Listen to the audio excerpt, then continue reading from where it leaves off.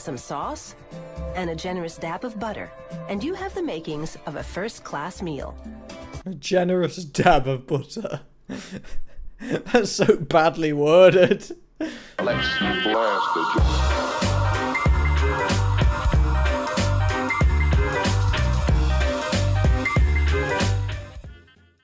Airplane food. Who doesn't love a good bit of airplane food? Oh, it tastes beautiful, I know. I've never really had a meal on an aircraft, and that's because my family's cheap. That's not because we're too good for the airplane food, it's just because we're stupidly cheap. And generally speaking, on Ryanair, or any airline to be fair, like including EasyJet, Thomas Cook, etc., food is extremely expensive on board. The reason why it's expensive is because it's a monopoly. You know, you're on an aircraft, there's no other competitors when it comes to airplane food because you're stuck on that one aircraft. So pretty much they can charge an absurd cost for the airplane food, and also on top of that it can have a really low quality, i.e. customers don't have to be satisfied with it because they have no other choice. Now I recently thought about this and it actually made me curious about how they actually make airplane food, because planes aren't particularly big. Actually, let me rephrase that. A lot of budget airlines, okay, their aircraft are extremely cramped. It's not like they have a flipping kitchen in there. I mean, it would be cool. It would be cool if they had like a kitchen in an aircraft. And I know there's gonna be some people going, "Oh, Cameron, but that would be impractical." You know what they thought was impractical like 30 years ago? They've been selling flights from East Midlands Airport to Dublin, for example, for like $9.99. So, you know, maybe it would change. Maybe in the future, people will buy gourmet meals on aircraft and they will get cooked. Yeah, they'll get cooked by a chef in the plane. Actually, that probably won't happen ever because, I mean, it would be extremely heavy and it doesn't matter, okay? In today's video, we're going to be reacting to how is it made? Airline meals, airplane meals, whatever. Yeah. Now, I wonder what airline they're going to use as a case study. I'm just undoing my flipping top button because it's making my neck extremely tight. And that's not because I'm fat, by the way. That's just because my neck is large. Look at that crap. But yeah, I wonder what airline they use as a case study. Because if they used, for example, Emirates, it would be extremely prestigious. And that's something that I don't like, especially when it comes to airlines. I don't like prestigious airlines. I just prefer airlines that are just efficient and quick. I don't really like airlines that are trying to be luxurious because you can't be luxurious. It's a goddamn aircraft. You want to leave. So that's just something that you may want to know about me. If you guys enjoyed this video at any moment in time, be sure to leave me a like. Also, if you're new to the channel, be sure to subscribe. It would help me out a lot. But without further ado, let's get reacting to this video. How it's made airline meals. In the earliest days of air travel, passengers really lived the high life. There were multi-course meals that were actually prepared during flight. But as air travel... Oh, so they did used to have like a kitchen. That's really cool. I suppose they could. I mean, when you think about it. You know, you don't need an actual full-sized oven just to cook food, I suppose. But as air travel increased, this became impractical, and airlines turned to pre-made meals. Because when you're feeding a lot of people in a small space, it's best not to leave dinner up in the air.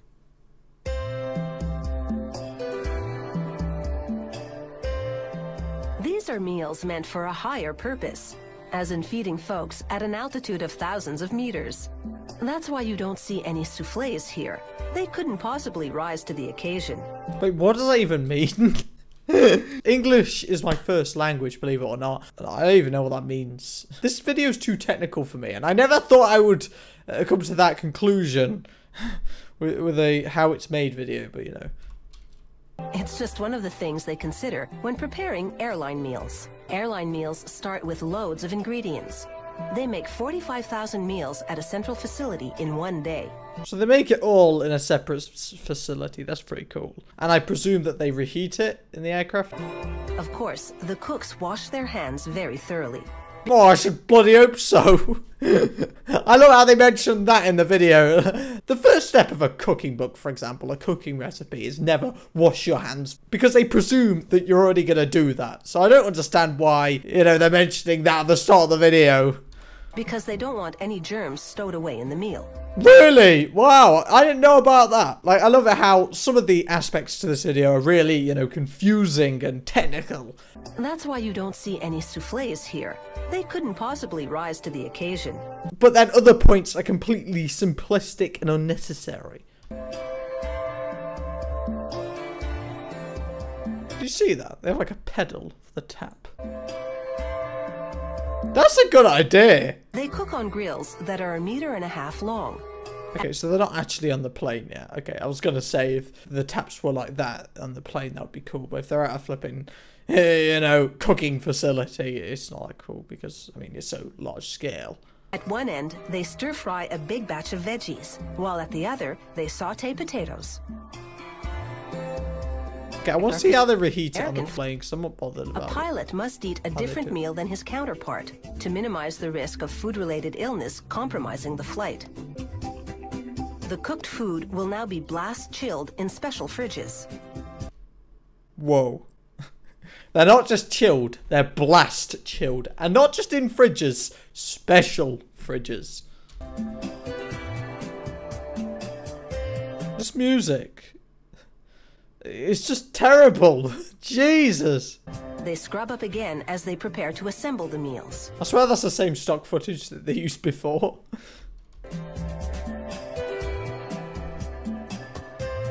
They start with the food that's to be reheated on the plane.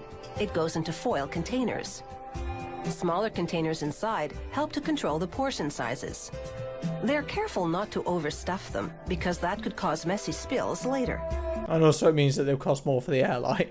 We do not want to give our passengers too much food. We don't want to do it because we care about their health. Some sauce and a generous dab of butter, and you have the makings of a first-class meal. A generous dab of butter. That's so badly worded.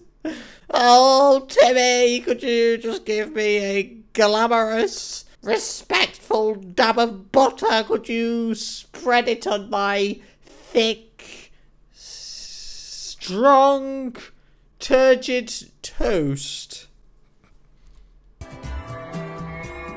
They put the lids on and make sure to vent them. Now, when do they actually, like, reheat it in the plane? That's what I was curious about. Because obviously they're just cooking food, practically. They're just blast chilling it.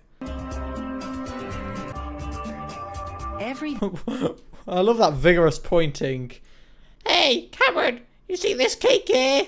It's shit. Don't eat it when you next go on the plane. Every detail is planned, right down to the plates and bowls, and how they're to be arranged on the serving tray. As with any meal, presentation counts for a lot.